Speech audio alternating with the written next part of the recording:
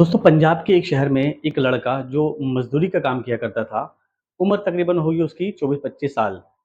वो लड़का शाम में मजदूरी करने के बाद अपने घर से आए दिन की तरह रोज वहाँ से मजदूरी के पैसे लेने के बाद आए दिन की तरह अपने घर की तरफ काम करके जा रहा था।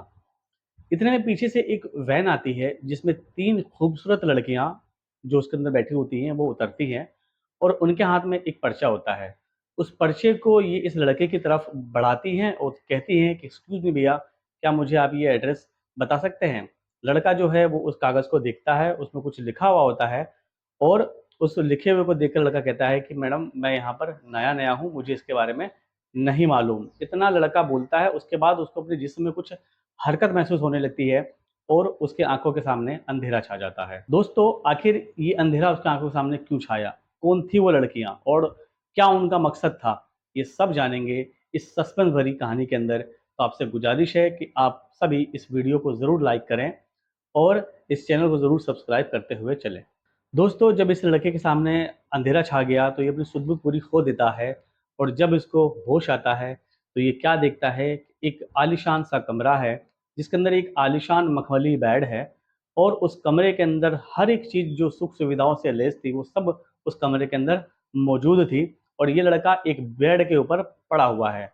उस बेड के ठीक सामने वो जो 3 लड़कियाँ जो उससे पता पूछ रही थी, वो तीनों एक सोफ़े के ऊपर बैठी हैं और वो तीनों उस लड़के को देखकर आपस में मंद-मंद बात कर रही हैं और मंद-मंद मुस्कुरा रही हैं।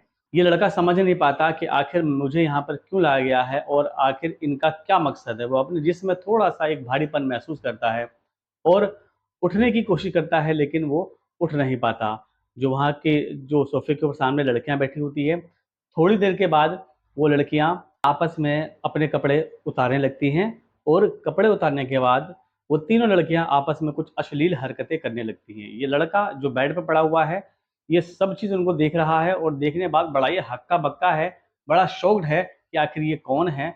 ये कर क्या रही हैं और मुझे यहाँ पर लाने का इनका मकसद क्या है? वो कुछ भी नहीं समझ पाता। इतने में जब वो तीनों लड़कियाँ जो है वो आपस में जो अश्लील हरकतें उनकी खत्म हो जाती हैं, पूरी हो जाती हैं, तो तीनों लड़कियाँ इस लड़के के पास आके बेड के आस-पास उसको घेर कर बैठ जाती हैं और उससे छेड़खानी शुरू कर देती हैं।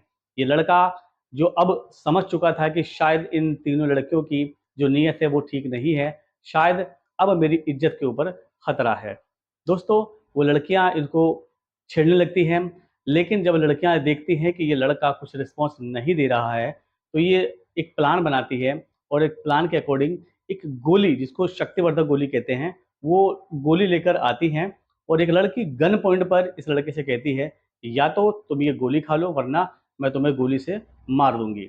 अब लड़का अकेला बेचारा मज़दूर सा लड़का मरता क्या ना करता, वो मजबूरी में आके उस गोली को खा लेता है। गोली खाने के बाद उसके जिस्म में कुछ ऐसी हरकतें होने लगती है, एक टाइटपन उसके जिस्म में महसूस होने लगता है और उसका जो दिमाग है वो अपने काबू में ना होकर उसका दिमाग शहवतों की तरफ यानी कि संभोग की तरफ अग्रसित होने लगता है, जो इन लड़कियों का मकसद था।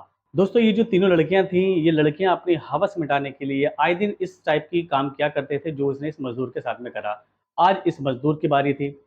तो शक्तिवर्धक गोली खाने के बाद इसके जिस्म में भी कुछ टाइटपन महसूस होने लगता है, जिसकी वजह से वो जो लड़कियाँ हैं, उन लड़कियों का जो मकसद होता है, उनको लगता है कि अब हमारा मकसद इस लड़के से पूरा हो जाएगा और होता ही वही है। वो बारी-बारी से उस लड़के के साथ में अपने जिस्म की जो भूख है, वो मिटाती है और उस लड़के को तीनों लड़कियाँ बारी-बारी से ऐसा नोचती है जिस तरीके से एक हैवान जो है वो नोचता है। बारी-बारी से ये तीनों लड़कियाँ अपनी इस मज़दूर से हवस मिटा लेती हैं।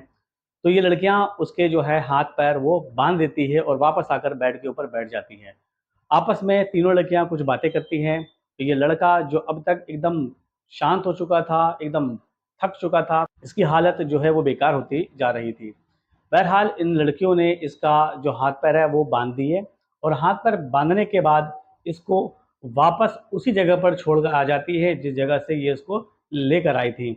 ये लड़का बिल्कुल नहीं समझ पाया था कि मुझे कहाँ लेकर गया था और कहाँ से लेकर आया गया है, लेकिन इतना ज़रूर इसको मालूम होता है कि मेरे साथ में आज बहुत गलत हुआ है।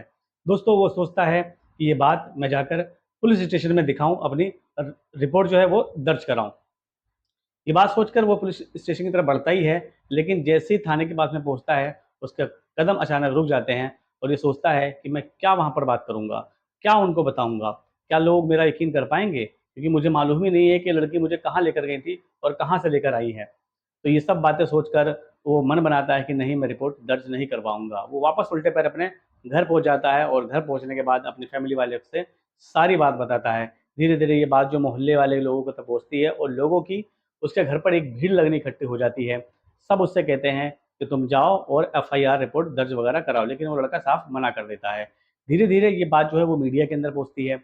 मीडिया में ऐसा कोई भी अखबार बाकी नहीं रहता जिस अखबार के अंदर इस लड़के की जो पूरी कहानी है वो नहीं आई हो। जो लड़का है अपनी मजदूरी को देखते हुए कि अगर मैंने रिपोर्ट वगैरह दर्ज करा दी तो फिर मैं इन सब कामों में फँस जाऊँगा, मेरे घर का जो है वो राशन पानी कैसे चलेगा? इसी आर्थिक मजबूरी की वजह से वो लड़का जो है वो रिपोर्ट नहीं लिखवाता, और जब रिपोर्ट नहीं लिखवाता तो फिर पुलिस तफ्तीश भी आगे नहीं कर पाती और ये बात यहीं पर ख़त्म हो जाती है। दोस्तों, इस कहानी का मकसद किसी का दिल दुखाना नहीं, सिर्फ़ और सिर्फ़ समाज के अंदर जागरूकता पैदा करना है। ये कहानी आपको कैसी लगी? कमेंट करके ज़रूर बताइएगा। वीडियो अगर अच्छी लगी हो तो वीडियो को लाइक और हाँ, चैनल को ज़रूर सब्सक्राइब करते हुए चलें। मिलते हैं अगली वीडियो में अगली नई कहानी के साथ।